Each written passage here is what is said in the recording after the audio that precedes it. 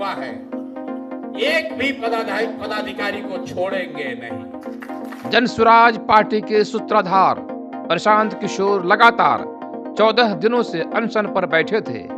आज 16 जनवरी को उन्होंने गंगा स्नान कर अपना आमरण अनशन तोड़ा। जय बिहार और भारत माता की जय के नारों से पूरा आश्रम गूंज उठा। आगे उन्होंने मीडिया से संवाद में बताया कि इस आश्रम से आज ही से सत्याग्रह की शुरुआत की जाएगी। साथ ही उन्होंने कहा कि मैं यहीं पर रहूंगा। बिहार में जो लोग यहाँ के व्यवस्था से परेशान हैं, जो बेहतर व्यवस्था चाहते हैं, बच्चों के लिए पढ़ाई और रोजगार चाहते हैं, यह सत्याग्रह सरकार के खिलाफ सत्य के लिए आग्रह का अभियान यह आज से हम शुरू करने जा रहे हैं। इसी उद्देश्य के साथ हम हफ्तों तक यहीं रहेंगे और यह संकल्प लिए प्रयास करेंगे कि बिहार के लाखों युवाओं को हम इससे जोड़ें और प्रशिक्षित करें कि बिहार में जाति और उन्माद से ऊपर उठकर अपने बच्चों के भविष्य के लिए यहाँ आएं और हम इस सत्याग्रह की शुरुआत कर रहे हैं। वो कमजोर व्यक्ति अकेला ना समझे। अगर व्यवस्था आपके खिलाफ, ये जो सरकारी काम काज में बाधा का कानून का इस्तेमाल करके लोगों का आवाज दबाया जा रहा है, उसके खिलाफ ये आवाज है। और जो 6 तारीख को हुआ है, एक भी पदाधिकारी को छोड़ेंगे नहीं। अगले 2 दिन के अंदर आपको बता दे रहे हैं, 2 दिन के अंदर जितने भी पदाधिकारी, प्रशासनिक पदाधिकारी उसमें शामिल हैं, वो क्रिमिनल रीट के लिए तैयार हो जाएं। उन पर कोर्ट में भी केस होगा, ह्यूमन राइट्स में भी जाएंगे। बिहार में ये मापदंड तय फिर से किया जाएगा कि यहाँ पर लोकतंत्र है, ये लोकतंत्र की जननी रही है, जिसको लाठी तंत्र बनाने की अनुमति किसी को नहीं दी जा सकती।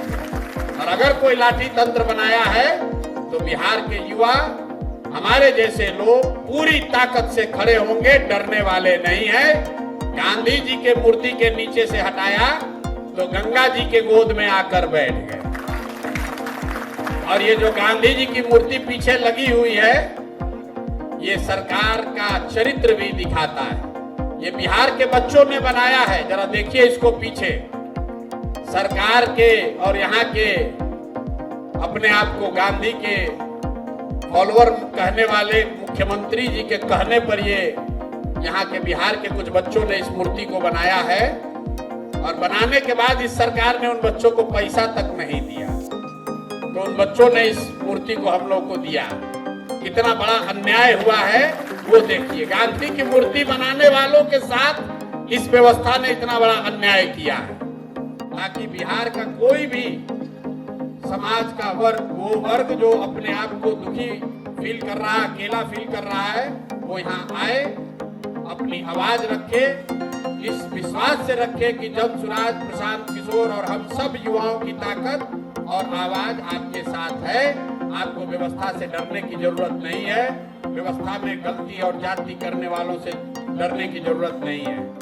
इस आश्रम को शुरू करने के पीछे एक संकल्प ये है कि आने वाले 8 हफ्तों में बिहार से 1 लाख युवाओं को, इसको याद रखिए, 1 लाख युवाओं को इस आश्रम में लाकर सत्याग्रह की ताकत और उसके द्वारा बिहार के समाज की चेतना को पुनर्जीवित करने के लिए ऐसे 1 लाख छात्रों को, युवाओं को यहाँ से प्रशिक्षित करेंगे, ताकि वो जाएं और बिहार की समाज को जगाएं, उनको बताएं, समझाएं कि मेरे भाई, जातीय और धार्मिक उन्माद में पड़कर जब तक वोट देते रहोगे, तब तक इसी तरह की असंवेदनशील व्यवस्था को आपको झेलना पड़ेगा। एक बार अपने और अपने बच्चों के भविष्य के लिए, उनके अच्छी शिक्षा के लिए, उनके रोजगार के लिए,